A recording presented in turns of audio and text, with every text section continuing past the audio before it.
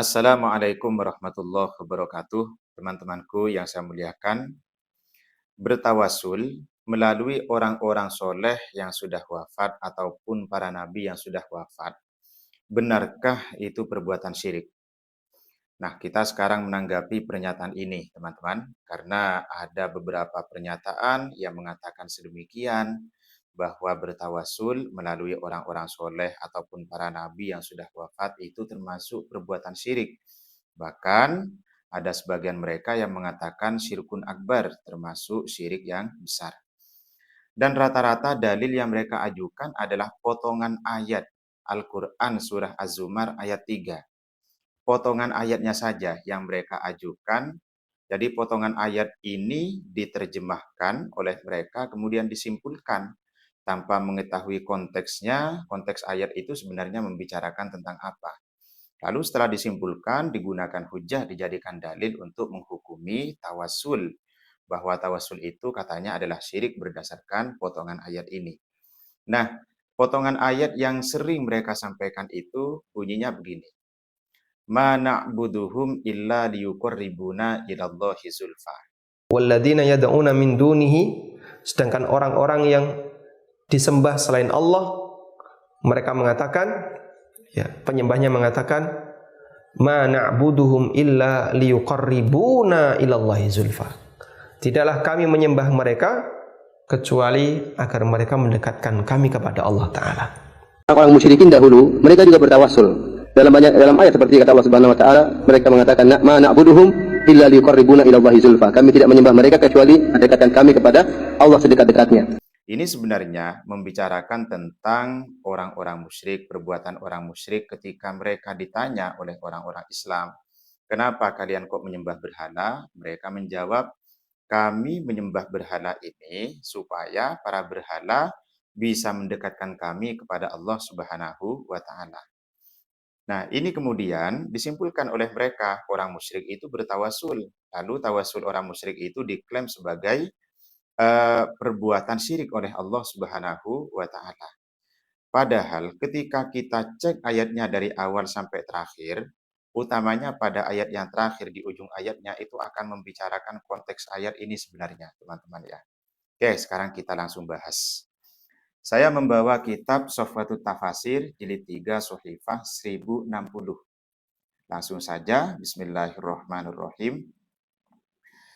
Walladzina takhadhu min dunihi awliya'ah, dan orang-orang yang menjadikan selain Allah sebagai penolong, sebagai sesembahan, ma na'buduhum illa liyuqarribuna ilallahi zulfa. Ketika mereka ditanya oleh orang-orang Islam, fama makna ibadatikum al-asnam?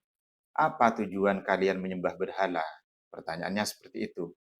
Lalu mereka menjawab, kami menyembah berhala itu supaya berhala tersebut mendekatkan kami kepada Allah Subhanahu wa taala. Nah, jawaban ini kemudian di-framing, diterjemah, kemudian disimpulkan, di-framing untuk mensyirikan perbuatan tawasul. Nah, setelah kita membaca ujung ayatnya, ternyata kita temukan konteks yang sebenarnya. Begini ujung ayatnya. Innallaha la yahdi man huwa kadzibun kafar. Sesungguhnya Allah tidak akan memberikan petunjuk kepada orang-orang yang berbohong, orang-orang pendusta yang kafir kepada Allah Subhanahu wa taala. Ini ayatnya secara tegas. Allah menegaskan bahwa ucapan orang-orang musyrik yang mengatakan kami menyembah berhala supaya kami bisa dekat kepada Allah ataupun agar berhala itu mendekatkan kami kepada Allah, ucapan itu adalah ucapan bohong, teman-teman ya. Ucapan bohong. Jadi orang kafir, orang musyrik menjawab dengan jawaban seperti tadi ketika ditanyakan oleh orang-orang Islam, mereka itu ingin mengelabuhi umat Islam. Mereka menjawab supaya berhala itu mendekatkan kami kepada Allah. Seakan-akan orang-orang kafir, orang-orang musyrik itu percaya menuhankan Allah Subhanahu wa taala dan berhala itu hanya sebatas perantara.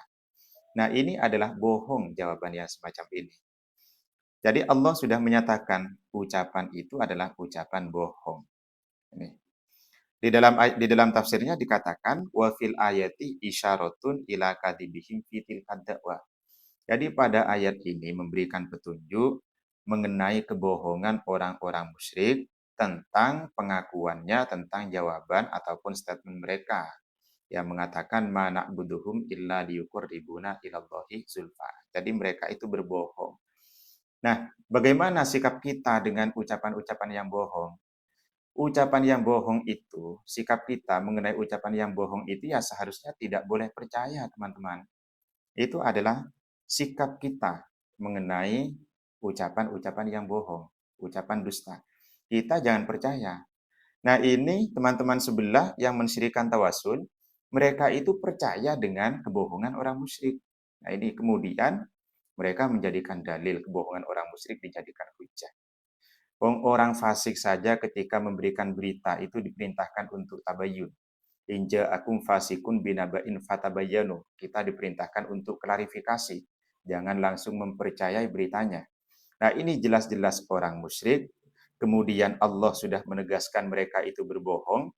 Kita kok lebih percaya kepada orang musyrik yang mengatakan tadi itu. Dan kita mengabaikan apa yang disabdakan, yang difirmankan oleh Allah bahwa orang musyrik itu berbohong. Nah, ini bahayanya kalau kita tidak membaca ayatnya secara utuh.